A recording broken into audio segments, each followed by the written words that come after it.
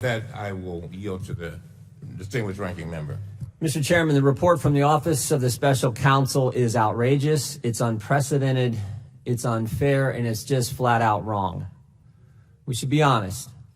The reason we're here today is Mr. Kerner got his feelings hurt. He told that to the White House counsel's office. He said he took great offense to Ms. Conway's response, and that's why he rushed the report and only gave the Ms. Conway 16 hours to respond. Mr. Kerner felt slighted. Ms. Conway didn't pay enough attention to him in his office. And you know why she didn't? Because the allegation is ridiculous. Let's be clear about the Hatch Act. Federal employee can't come to work and hand out partisan literature, can't come to work and hand out yard signs. Federal employee can't come to work and raise funds for a candidate or pressure subordinates to support a particular political party. But a senior advisor to the President of the United States can sure as heck go on cable news shows and answer questions. David Plouffe did it. David Axelrod did it. John Podesta, they all did it for President Obama. But now that it's a strong-willed Republican helping President Trump, can't have that. Can't have that. All of a sudden, nope, got to stop that. Mr. Kerner and the Office of Special Counsel felt slighted. They also felt pressured. Again, he said it. He told the White House counsel he felt pressured by the left-wing political organization that filed the complaint. Same left-wing political organization that raises tons of money by attacking President Trump and his administration. They felt slighted. They felt pressured. So they were unfair. In the Obama administration, Hilda Solis, Mr. Castro, and Josh Earnest were all found to have violated the Hatch Act.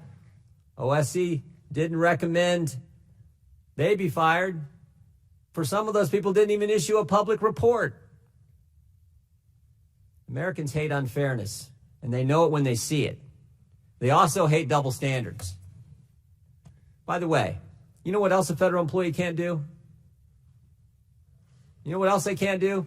They can't target people for their political beliefs. Remember this just a few years ago when the IRS systematically targeted people because they had different political persuasion? Federal employees can't do what Lois Lerner and the IRS did when they targeted Tea Party groups. When they applied one standard to their ideological friends, but a different standard if you were conservative. And here's the irony. Office of Special Counsel seems to be doing the same thing to Ms. Conway. Democrat political group who filed the complaint and the OSC, they don't like what Ms. Conway is doing. They don't like the fact she's conservative. But you know what? It's not even really that. It's not even really that. The IRS really didn't target Tea Party groups because they were conservative. You know why they targeted them? Because they were effective. And that's the same thing we see in play here. Ms. Conway is being targeted not just because she's a conservative, not just because she's in the Trump administration, but she's being targeted because she's good at what she does. And that's why this should not stand. And the idea that the Democrats are going to now subpoena her is just ridiculous. They're going to do it because she does her job so well. That's why we're here. And I hope in the next few hours that we can get the truth out about the Hatch Act and really expose the motives that drive this whole darn thing in the first place. And with that, Mr. Chairman, I yield back. Very much, Mr. Kerner. And now I would like to welcome our witness.